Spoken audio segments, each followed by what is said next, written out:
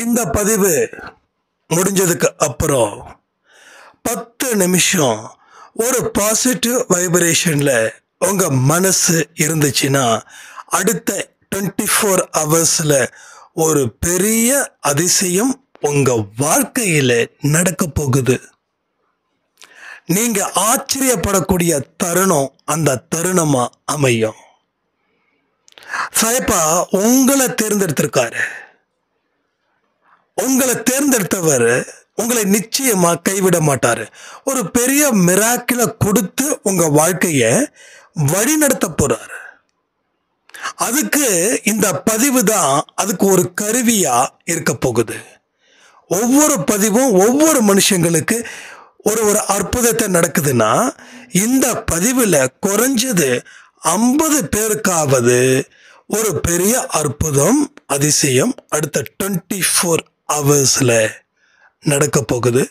ஆனா பதிவை முழுமையா கேட்கணும். இந்த 10 நிமிஷம் கேட்கறது 15 நிமிஷம் கேட்கறது அது எதுவுமே வேலைக்காகாது. ஸோ பொறுமையோட நிதானமோட பதிவு முடிகிற வரைக்கும் உங்களுடைய ஆழ் மனசுல இந்த பதிவு போகணும். அங்க இருந்து ஒரு விசேஷ சக்தி புறப்படும். அந்த விசேஷ சக்தி அடுத்த 24 ஹவர்ஸ்க்குள்ள உங்களுக்கு ஒரு பெரிய மிராக்கிள் அது நடக்கும். ஆனா முழுமையா கேட்டவங்களுக்கு மட்டும்தான் அது நடக்கும். அதனாலதான் இந்த பதிவோட இன்ட்ரோவே நான் இப்படி கொடுக்குறேன். ஸோ வாழ்க்கையில செமையா வாழலாம். அன்பே சாய் டிஷர்ட்ஸ் யாருக்காவது வேணும் அப்படின்னா என்னோட வாட்ஸ்அப் நம்பருக்கு உங்க அட்ரஸ் எல்லாமே ஷேர் பண்ணுங்க. நம்ம சென்ட் பண்றோம்னு சொல்லி இந்த பதிவை கண்டினியூவா கேட்கலாம்.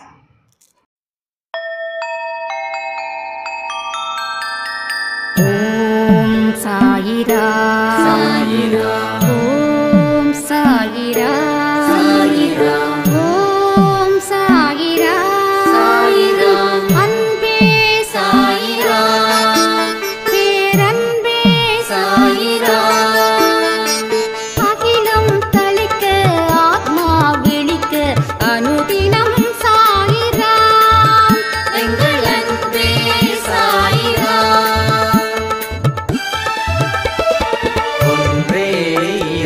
ஒன்றே பூமிக்கென்றும் சாயிரா சரணம் சாயிரா நன்றே செய்து வாழ்வோம் நாம் ஒன்றே செய்து வாழ்வோம் அன்பே சாயிரா.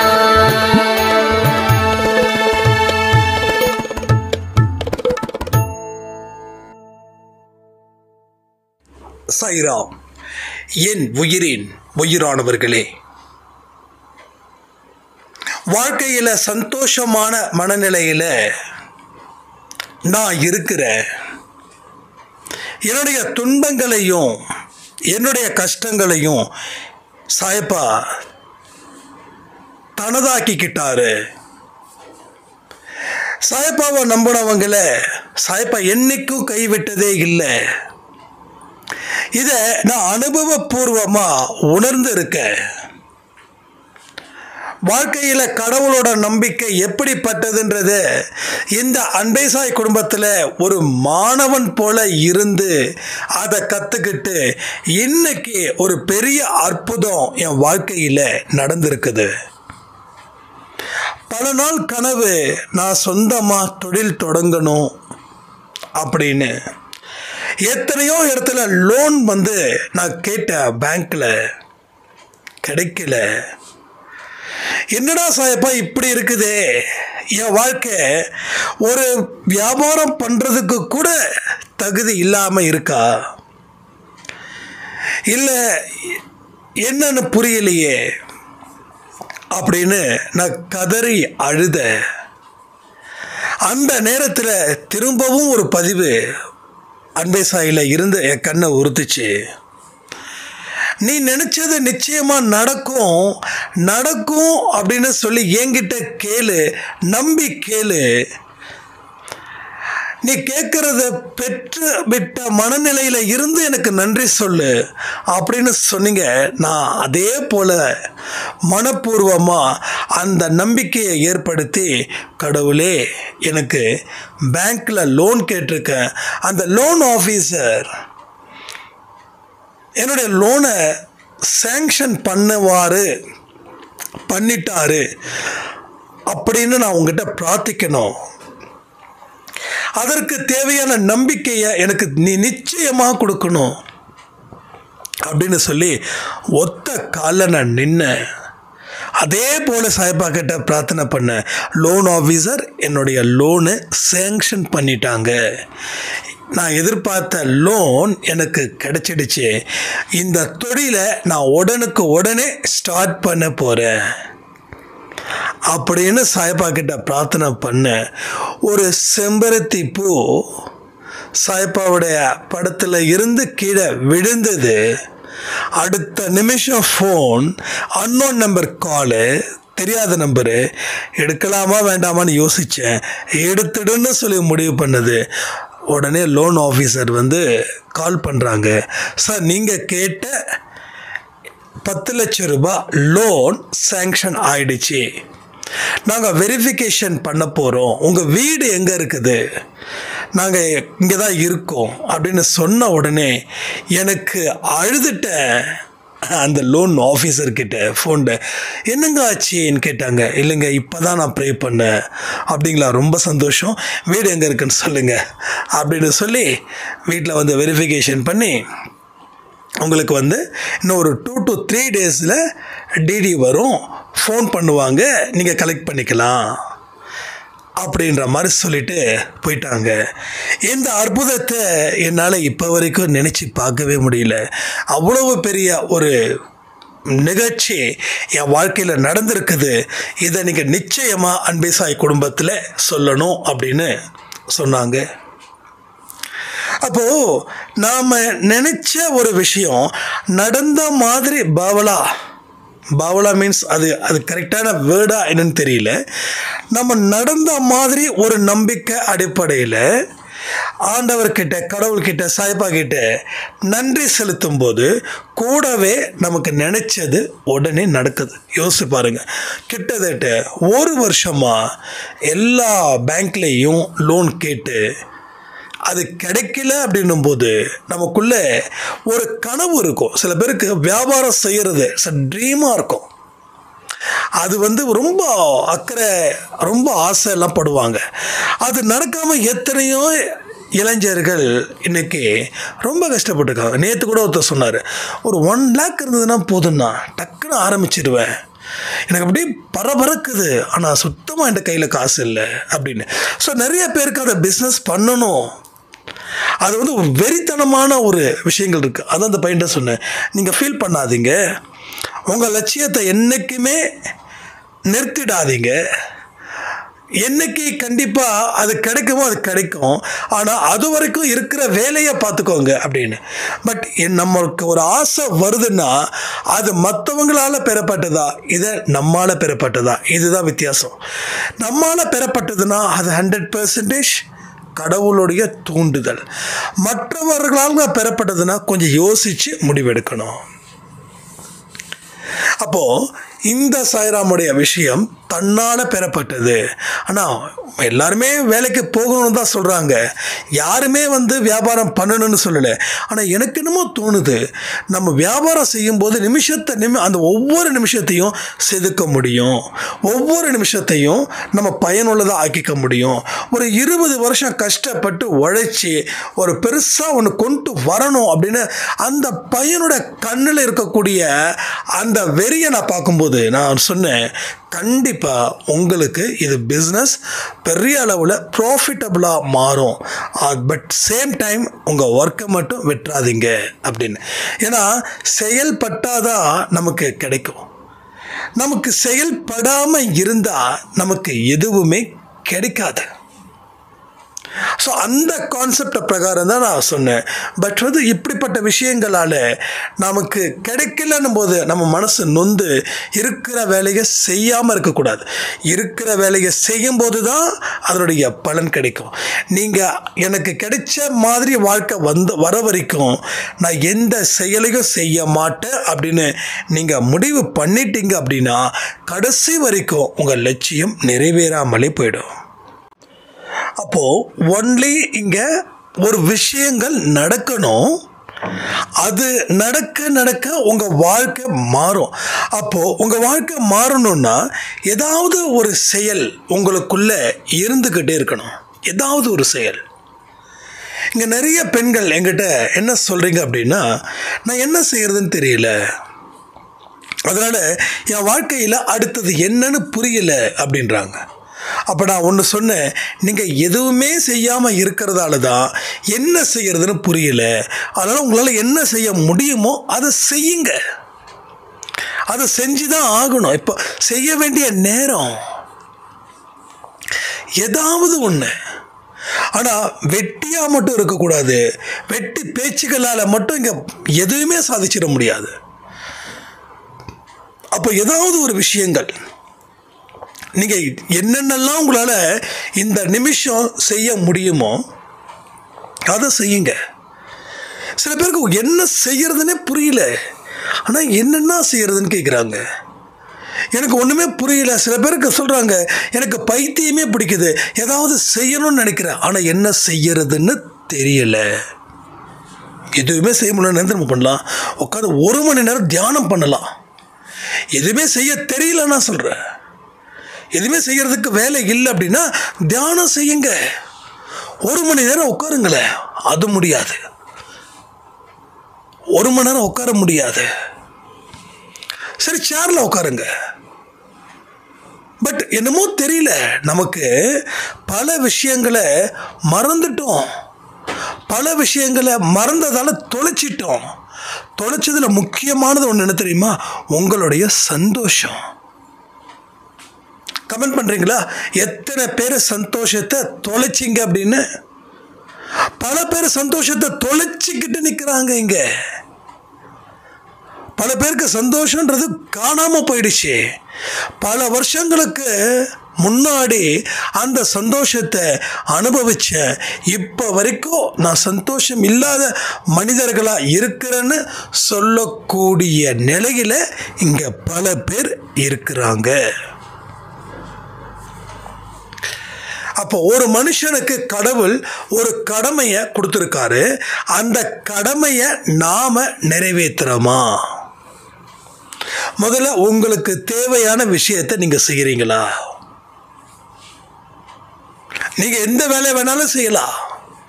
ஒரு இடத்துல கணக்கு எழுதலாம், ஒரு இடத்துல வீட்டு வேலை கூட நீங்க செய்யலாம், ஒரு இடத்துல நீங்க ஒரு பெரிய ப்ரொஃபஷனலா கூட ஒர்க் பண்ணலாம், ஒரு இடத்துல நீங்க ஹவுஸ் ஒய்ஃபா கூட இருக்கலாம். ஆனால் கடவுள் உங்களுக்கு கொடுக்கப்பட்ட செயல் என்ன?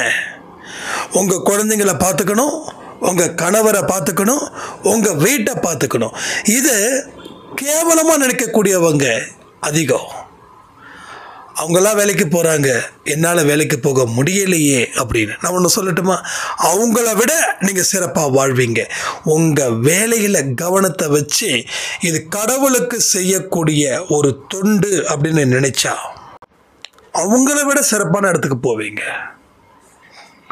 ஏன்னா நம்ம செய்யக்கூடிய செயல் மூலமாக தான் நமக்கு ஆசீர்வதிக்கப்படுகிறது ஒரு விஷயமும். சூடு சொரணை கேள்விப்பட்டிருக்கீங்களா? அதிகமாக அந்த பதிவில் நம்ம சொல்லிட்டு இருக்கோம். சூடும் சொரணையும் இருந்தாதான் மனுஷனுடைய புத்தி வேகமாக ஆரோக்கியமாக வேலை செய்யும். இது சூடும் சொரணையும் இருந்தா அது இருக்குதான்னு செக் பண்ணிக்கணும். அப்போ அது எப்போ இருக்கும்? வேலை செஞ்சால் உடம்பு சூடாகுதா? உடம்பு சூடாகுனா ரத்தத்துக்கு உண்டான ஒரு விஷயம் நடக்குதா? ஓவர் சூடாகிடக்கூடாது. அப்போ அடுத்தது என்ன அப்படின்ற ஒரு விஷயங்கள், உடம்புல ரத்தம் தான் மெயினுங்க. ரத்தம் தான் மெயின், ரத்தம் தான் முக்கியமான பார்ட். அது எந்த அளவுக்கு தெளிவாக இருக்குதோ அந்த அளவுக்கு நாம தெளிவாக இருப்போம்.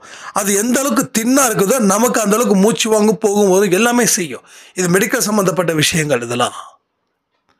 அப்போ நம்ம கை கால் அசைவுகள் தேவை. காலையில ஏன் வாக்கிங் போறாங்க, ஏன் பிராணாயாமம் பண்றாங்க, ஏன் தியானம் செய்றாங்க? சும்மா செய்றாங்களா? வேற வேலையே இல்லையா?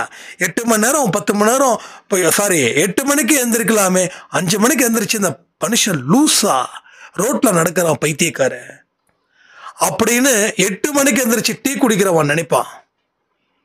ஆனா நடந்து போறவ உங்களை பார்த்து பரிதாபப்பட மாட்டான். நீங்க அவனை பார்த்து பரிதாபப்படலாம், ஆனா அவங்கள பார்த்து பரிதாபப்பட மாட்டான்.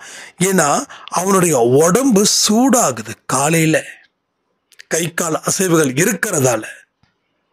அதாவது மார்கழி மாசத்துல, நான் பெருமையா சொல்றேன்னு நினைச்சுக்காதீங்க தயவு செய்து, மார்கழி மாசம் எவ்வளவு குளிரா இருக்கும். அப்போ 5 மணிக்கு, இப்போ இல்லை, இப்போ கொஞ்சம் டைமிங்லாம் கொஞ்சம் கண்ணா பின்னான்னு போகுது. கரெக்டாக 5 மணிக்கு எழுந்திரிச்சு சில்லுன்னு குளிச்சுட்டு 5:30 மணிக்கு வாக்கிங் போவேன். கரெக்டாக 6:30க்கு என்னோட டிஷர்ட்ஸ் தலை எல்லாமே வேர்வையில் நனைஞ்சிருக்கும். எல்லாருமே நான் பார்ப்பாங்க. ஏன்னா எல்லாரும் குளிரில் நடப்பாங்க, நான் பாட்டுக்கும் வேர்த்து வேர்த்து நடப்பேன். ஸோ வெளியில் பனி. அப்போ உள்ளுக்குள்ள ஏன் நான் சூடாகுது? ஏன்? அப்போ உள்ளுக்குள்ள உடம்புல இருக்கக்கூடிய உறுப்புகள் வேலை செய்யுது. ஹார்ட் வேலை செய்யுது, கல்லீரல் வேலை செய்யுது, மூளைக்கு போக வேண்டிய நரம்புகள் வேலை செய்யுது, கை கால்கள் வேலை செய்யுது, மூட்டு எல்லாம் ஆக்டிவா இருக்குது. அப்படிப்பட்ட ஒரு நடை, அதாவது ஓடாம நடக்கணும். கிட்டத்தட்ட ஓடுற மாதிரி நான் நடக்கிறது. 40 நிமிஷத்துல என்னோட டார்கெட் 5000 ஸ்டெப்ஸ். ஆனா இப்போ 40 நிமிஷத்துல என்னுடைய ஸ்டெப்பு 4000 முடிச்சிடுறேன். இது ரொம்ப அது கிட்டத்தட்ட பல வருஷமா வாக் பண்றதால. ஆனா இங்க பல பேருக்கு 40 நிமிஷம் 6000 7000 ஸ்டெப்ஸ் போகுது. ஆரம்பத்தில் அப்படிதான் இருக்குன்னு ஒத்துக்கலாம். ஸோ எந்த விஷயத்தையும் நாம உணர்வு பூர்வமா செய்யணும். செய்யும் போது தான் அதனுடைய ரிசல்ட் எக்ஸலண்டா இருக்கும். டாக்டர் வாக்கிங் போக சொன்னாங்க அப்படின்னா நீங்க வாக்கிங் போகும்போது அதுல பலன் உங்களுக்கு எதுவுமே கிடையாது. அதுதான் சொல்றேன், 4 மணிக்கு எழுந்திருச்சு ஒரு வாக்கோ, ஒரு மெடிடேஷனோ, ஒரு யோகா, ஒரு பிராணாயாமம், ஏதாவது ஒரு செயல்ல ஈடுபடும் போதுதான் அடுத்தது என்னன்னு புரியும். நீங்க மந்தமா இருந்தீங்கன்னா உங்க செயல் மந்தமா இருக்கும். நீங்க சுறுசுறுப்பா இருந்தா உங்க வாழ்க்கை சுறுசுறுப்பா இருக்கும். செயல்படக்கூடிய இடத்துல இருக்க வேண்டிய நீங்க செயல்படாம இருப்பதற்கு உண்டான மர்மம் என்னன்னு தெரியல. பலவிதமான விஷயங்கள் கேட்கிறோம், பலவிதமான ஆடியோ கேட்கிறோம், பலவிதமான புக்ஸ் படிக்கிறோம், எல்லாமே பெர்ஃபெக்ட். ஆனா எதையுமே செயல்படுத்தாம சாதிக்க முடியாது. ஒரு சாய்ராம் சொன்னாங்க, நிறைய புக்ஸ் படிக்கிற, நிறைய விஷயம் கத்துருக்க, ஆனா வாழ்க்கையில என்னமோ ஒரு கஷ்டம் மட்டும் இருக்குதுங்க அப்படின்னு. நான் சொன்னேன், படிச்சீங்களே, ஏதாவது செயல்படுத்தினீங்களா? அப்போ அவங்க சொல்றாங்க, நான் செயல்படுத்தணுன்றாங்க. நான் திரும்ப திரும்ப கேட்குற சில கேள்விகளை அவங்களால பதில் சொல்ல முடியல. அப்போ படிச்சதாகவே போயிடுச்சு. ஒரு நாலேஜ் நமக்கு கிடைக்கிறது நல்லது. அந்த நாலேஜை கொண்டு நம்ம வாழ்க்கையில் என்ன சாதிச்சோம், அவ எப்படி சாதிக்க முடியும்? அதை செயல்படுத்தினாதான் சாதிக்க முடியும். நம்ம படிச்சதை 4 பேருக்கு சொல்றதுக்கு மட்டும் நம்ம படிக்கல, 4 பேருக்கு சொல்றதுக்காக மட்டும் நம்ம படிக்கல. நாம அப்படி நடந்துக்கணும். நம்ம வாழ்க்கையில சந்தோஷத்தை அனுபவிக்கணும். அந்த சந்தோஷம்தான் நமக்கு முக்கியம். அதற்காக தான் நம்ம இப்படிப்பட்ட ஒரு விஷயத்தையே நம்ம செய்கிறோம். இதை தெரிஞ்சுக்காம புரிஞ்சுக்காம நாம இஷ்டத்துக்கு வாழ்ந்துகிட்டு இருக்கோம். இதுதான் ஒரு பெரிய பெரிய ஒரு மன வேதனையா போகுது. எல்லாம் தெரிஞ்சும் என் வாழ்க்கையில் நான் ஜெயிக்கல. இது சொன்னவங்க பல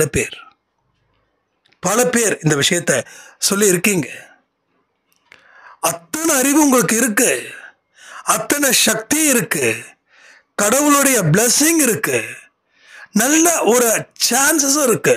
ஆனால் எந்த சான்ஸையும் நாம் பயன்படுத்திக்கிறதே இல்லை இப்போ வரைக்கும். ஸோ வாய்ப்புகளை பயன்படுத்திக்கலாமே. வாய்ப்புகளை பயன்படுத்திட்டா வாழ்க்கை நமக்கு அழகான ஒரு எக்ஸ்பீரியன்ஸை கொடுக்குமே. ஒரு பியூட்டிஃபுல் எக்ஸ்பீரியன்ஸ் எங்கே கிடைக்குது? ஸோ அழகான அற்புதமான வாழ்க்கை கடவுள் அழைக்கிறார், இயேசு அழைக்கிறார், சொல்ற மாதிரி சாயப்பா அழைக்கிறார், சிவன் அழைக்கிறார், பெருமாள் அழைக்கிறார், எல்லாம் அழைக்கிறார். அழைச்ச குரலுக்கு நான் போக மாட்டேன். வீட்டில் காலிங் பெல் அடித்தா என்ன பண்ணணும்? போய் கதவை திறந்து விடணும். காலிங் பெல் அடிக்கிறாங்க, நீங்கள் கதவை திறக்கல, அப்போ என்ன பண்ணுவாங்க? சரி வீட்டில் யாரும் இல்லை அப்படின்னு போவாங்க. இல்லை வீட்டில் நம்ம வந்தது தெரிஞ்சும் நம்மளை வேண்டான்னு சொல்கிறாங்க, அதனால் என்ன பண்ணுவாங்க? வந்தவங்க போயிடுவாங்க. ஏன்னா வந்தவங்க மானம், ரோஷம், சூடு, சொரணை எல்லாமே இருக்கிறவங்க. அப்போ கதவை தட்டுனா திறக்கணும். அப்போ கடவுள் அழைச்சா போகணும். என்ன போ அப்படின்னு சொல்லி நான் தான் சொல்கிறேனே, ஒரு குடுகுடுப்புக்காரன் 4 மணிக்கு எழுந்துரு உங்கள் வீட்டு வாசலில் வந்து, நீ நல்லா இருப்ப மகராசி, நீ ரொம்ப சிறப்பாக இருப்ப, நீ ராணி மாதிரி, நீ ராஜா மாதிரி வாழ போற, உனக்கு இருக்கக்கூடிய கஷ்டங்கள் அத்தனையும் போயிடுச்சு, ஜக்கம்மா சொல்றான்னா ஒரு பையன் எட்டி பார்க்க மாட்டாங்க. அடப்போ பைத்தியக்கார அப்படின்னு. அப்போ அடுத்த வாரம் வேற ஒரு குடுகுடுப்புக்கார உன் வீட்டில் அது நடக்க போகுது, எது துக்கம், வேற ஒன்று நடக்க போகுது, அது நடக்க அப்படி இப்படின்னு சொல்கிறான். அவனை கூப்பிட்டு வச்சு என்ன மரியாதை, என்ன மரியாதை. ஜக்கம்மா சொல்றது நடந்தே தீரும். கதவை திறந்து பாருங்க, இல்லை ரத்த வாந்தி எடுப்பீங்க. ஓகே அம்மா சாமி திறந்துடு, இல்லை ரத்த வாந்தி எடுத்துருவா. ஏன் ஃபஸ்ட்டு சொன்ன குடுகுடுப்புக்கார சொன்னது போடா வேலை இல்லையா போடா அப்படின்றோம். அதிகபட்சம் 10 ரூபா கொடுப்போம், 50 ரூபா கொடுப்போம். ரெண்டாவதாக சொன்னான் பாருங்க, அவன் கேட்குற தொகையை 10,000. நம்ம வீட்டில் நம்ம அம்மாக்கள் வந்து எங்கேயாவது அரிசியில் அங்கே இங்கே வச்சுருப்பாங்க. உடனே தெய்வமே நல்ல வேலை, இப்போதான் என்னடா பண்ணுறதுன்னு நினச்சிட்டு இருந்தேன்னு சொல்லி அவனை ஒரு கடவுள் மாதிரியே அங்கீகரித்து அவன் வந்து எடுத்தவொடனே ஒரு டோக்கன் அட்வான்ஸ் 2,000 வாங்கி போயிடுவான். இன்னும் 2 நாள் நான் வருவேன், நான் உனக்கு கொடுப்பேன், அதை செய்யணும், பணத்தை எடுத்து வைங்க. இதில் ஒரு டைலாக் சொல்லுவாங்க இவங்கெல்லாம், அதாவது 10,000க்கு குறைவாகவும் வாங்க மாட்டேன், 10,000க்கு அதிகமாகவும் வாங்க மாட்டேன். இவன் கேட்காத 10,000 அதிகம். என்ன சொல்லுவான்? 1 ரூபா கம்மியாகவும் வாங்க மாட்டேன், 1 ரூபா அதிகமாகவும் வாங்க மாட்டேன்னு சொல்லி ஒரு பிட்டை போடுவான். அது கணக்கு கரெக்டாக இருக்கணுமா? ஏன் 10,000 ரூபா கொடுத்தா என்ன ஆக போகுது அப்படின்னு. அப்போ இப்படி தான். அப்போ முதல் வரவன் வேஸ்ட்டு, 2வது வரவன் கடவுள். அப்புறம் எல்லாம் ரெடி பண்ணி எல்லாம் பாடா முடிஞ்சிருச்சுன்னா அப்போ தான் ஒரு பெரிய பிரச்சனை வரும். அதாவது காயத்துக்கு ஏற்ற மருந்து தான் போடணும். காயம் ஒன்று இருக்குது, மருந்து வேற ஒன்று இருக்குன்னா காயம் எப்படி குணமாகும்? இப்போ நம்ம லைஃப்பில் பல விஷயங்கள் இப்படி தப்பாக முடிவெடுக்கிறோம். பயந்து வாழ்ந்துக்கிட்டு இருக்கோம். தைரியசாலின்னு வெளியில் சொல்கிறோம், ஆனால் உள்ளுக்குள்ள பயம் பயங்கரமாக இருக்குது. அவனை கூப்பிட்டு உட்கார வச்சு, நீ தான் என் தெய்வம், நீ தான் என் குலசாமி, நீ என்ன சொல்கிறியோன்னு அவன் அந்த 2,000 வாங்கிட்டு நேராக 12 மணிக்கு கடைக்கு போவான், சரக்கு அடிப்பான், அவன் வந்து வீட்டுக்கு போவான், அவன் பொண்டாட்டியை எட்டி உதைப்பான். இப்போ 2,000 கொடுத்துட்டு என்ன பண்ணுறீங்க? அவனுடைய பொண்டாட்டியை இவன் காலால் எட்டி உதைக்கிறதுக்கு உங்கள் பணம் அங்கே பயன்பட்டுச்சு. இப்போ உங்கள் பிரச்சனை தீராது. ஏன்னா 2,000 கொடுத்து ஒரு பெரிய பாவத்தை அவனுக்கு செய்ய சொல்லியிருக்கீங்க. கடவுள் என்ன தெரியுமா சொல்கிறாரு? உன்னோட வாழ்க்கையை நீ தீர்மானிக்கலன்னா வேற ஒருத்தன் வாழ்க்கையை தீர்மானிப்பான். இப்போ அந்த குடுகுடுப்புக்கார உங்கள் வாழ்க்கையை அழகாக தீர்மானிச்சான்ல, கச்சிதமாக தீர்மானிச்சால, அதாவது ஒரு வீடுன்னு எடுத்தா 4 பேர் இருப்பாங்க. அந்த 4 பேரில் ஆரோக்கிய பிரச்சனையாக இருக்கும், கடன் பிரச்சனையாக இருக்கும், இல்லை குடும்பத்தில் ஏதாவது ஒரு ஏதாவது ஒன்று. அப்போ அவன் சொல்லுவான், இந்த வீட்டில் கடன் தொல்லை ஜாஸ்தின்னா, அப்போ யார் வீட்டில் கடன் இல்லை? எல்லா வீட்லையும் கடன் இருக்கும். அதுவும் வீட்டுக்கு முன்னாடி சாமி படம் நிறைய மாட்டி இருந்துச்சுன்னா அது அவனுக்கு நல்ல தொக்கா போயிடும். ஒரு சங்கு மாட்டி இருக்குது, அது பக்கத்தில் கருப்பு இல்லை கயிறில் என்னமோ ஒன்று இருக்குது.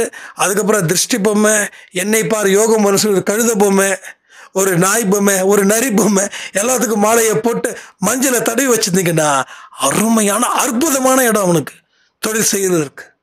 இப்போ 10,000 இல்லை, 20,000 ரூபாய் கூட்டினாலும் குறைச்சாலும் வாங்க மாட்டேன். ஜக்கம்மா உன்னை வந்து தேடி வர வச்சிருக்கா அப்படின்னு அதை 10 நிமிஷம் பேசுவான். 10 நிமிஷம் பேசுவான். நல்ல பிஸ்னஸ், சத்தியமாக சொல்கிறேன். It's a very wonderful business. 20,000, 10,000, 20,000 வெயிட்டுக்கு தகுந்த மாதிரி. நம்ம எல்லாமே மிடில் கிளாஸ் தானே. நமக்கு ஒரு பிரச்சனை தீரணும் அப்படின்னா கண்டிப்பாக செய்வோம். ஏன்னா அவ்வளவு ஒரு பயம், அவ்வளவு ஒரு பதட்டம் இருக்குது. அந்த பதட்டம் தான் காசாக போகுது இப்படி. அதனால தான் சொல்கிறேன், கடவுள் வந்து அழகா வாழ்க்கையை நீ தீர்மானி, உன்னோட செயல்கள் மூலமா உன்னுடைய வாழ்க்கையை நீ